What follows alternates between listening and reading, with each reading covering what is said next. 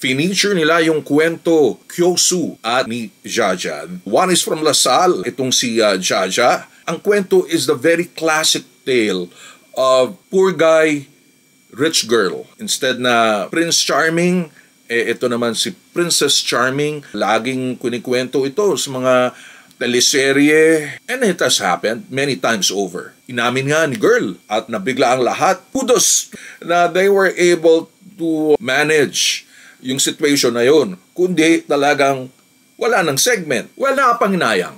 Pero at the same time, talaga namang bata pa sila. As pointed out by Vice, it's not really her fault. Kung lalo na, taga Lasal siya, dyan na yung LRT sa De La Salle. You know, ikot-ikot sa Baclaran. Kyosu should be available rin sa ganung klaseng experiences na malaalta. Just in case magkabalikan. Parang mas gusto to kaysa sa Popeyes. Miss Chicha is waking up! ABS-CBN somehow has maintained that stature. Tinanong ko sa kanya, may multo ba rito?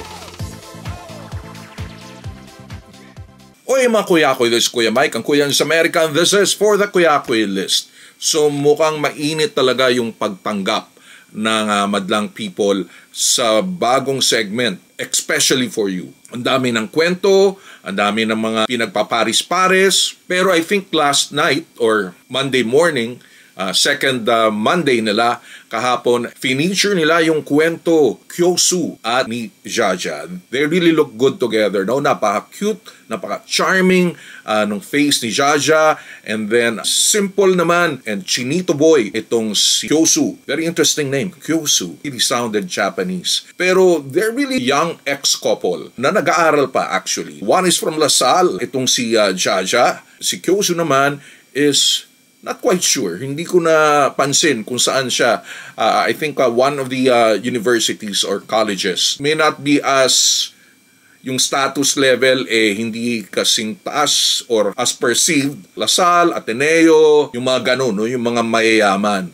Or let's just say UAP, University of Asian Pacific. At one point, nag-try ako mag-enroll dyan sa summer qualifying program nila sa economics. Ang kwento is the very classic tale of poor guy, rich girl. Kumbaga, mala Cinderella, pero ngayon baliktad. Iba naman ang gender. Instead na Prince Charming, ito naman si Princess Charming at saka yung ating si Kyosu na parang having a relationship na alangan siya such that pumigay siya because of the status. Again, sabi ko, very very classic ito, no? Laging kunikwento ito sa mga teleserye, sa mga movies, even K-drama, and it has happened many times over. It's real, no? Kung minsan mapapaisip, lalo na trying to explore pa yung mga relationships na ito. In this case, sa ating parang mga, coming out pa lang from being teenagers, papunta na sa adults. Hindi nila kinaya, or at least hindi kinaya ni Kyosu, such that siya mismo ang nagsabi na naging dumper. Kinausap niya si Jaja na they have to stop. And yun nga ang naikwento, that they had to stop. And then ngayon, nagkita na sila dito sa Especially For You. Nabigla ang lahat ng sinabi. Even from the get-go, from the very start, natanong nga ni Vice kasi nakikita niya yung body language, yung sa mata ni Jaja. May pagtingin pa rin siya kay Kyosu. Inamin nga ni girl at nabigla ang lahat. Naging awkward ang situation kasi umpisa pa lang nagbigay na ng info.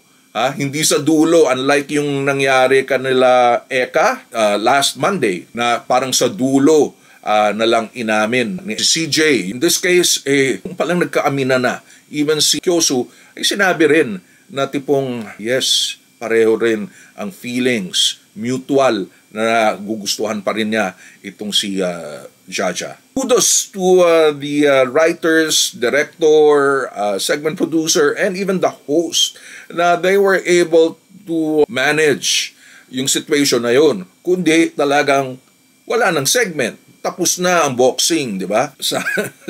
Sinabihan niya nga yung mga searchies na may harang na pulang kurtina, mag-ano lang kayo dyan, magpusoy na lang kayo dyan. Tama ba yun? Pusoy? Well, nakapanginayang. Pero at the same time, talaga naman bata pa sila. Hindi nakayanan ni Kyosu yung pressure at na-intimidate siya actually dun sa status. Siyempre sabi niya, nabanggit niya yung accessories.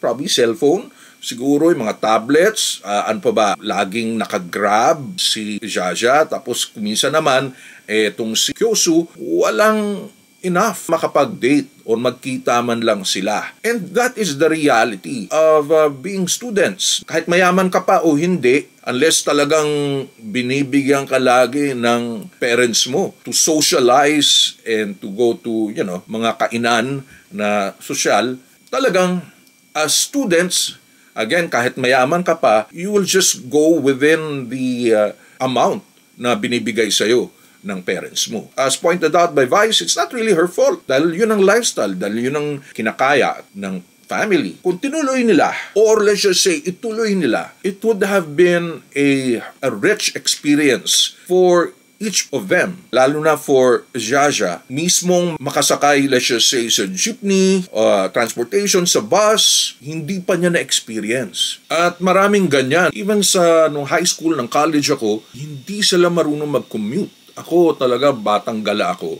Although may drivers ang family namin, probably grade 6, grade 7, marunong na ako mag-commute. At least dun sa aming bahay, papunta sa Cubao, yun naman ang pinakaparang malapit na commercial area, nagagawa ko na yun. Hindi marunong mag-jeep, I don't know kung nakakapag-tricycle sila, or even let's just say, pumuntang Quiapo.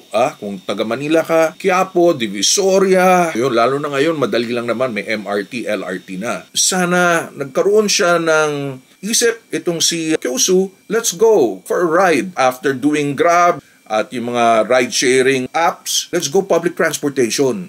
Kung lalo na, taga Lasal siya, dyan na yung LRT sa De La Salle. Not Lasal, but De La Salle. Ang Lasal is dun sa high school or dun sa Green Hills. Ang De La Salle is dun sa Taft. Siguro naman nakapag-LRT rin si Jaja, di ba? That could have been a way para lang ma-enrich ang lives ng isa't isa. I don't know if si Miss Jaja is willing to have that kind of experience. Ikot-ikot sa Baclaran. Just experience life and be part ng ganungang scenarios. And I'm sure, ito namang rin si Jaja is also nice enough to share yung kanyang experiences kay Kyosu and should be available rin and grateful sa ganung klaseng experiences na, let's just say, malaalta. Pero actually nakakatuwa yun sa reaction ni Jaja, mukhang gusto niya yung humor ni Vice. I'm sure she'd be happy rin to be going sa mga such places na hindi niya siguro napupuntahan. That is of course on hindsight.